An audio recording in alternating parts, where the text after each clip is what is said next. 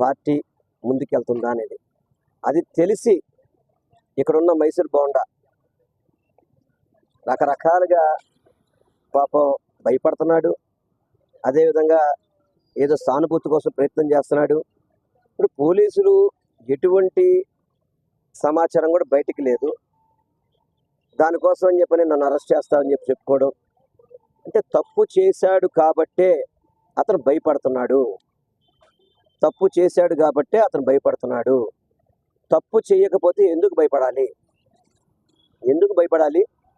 ఎందుకు దొంగచాటుగా నామినేషన్ వేయాలి?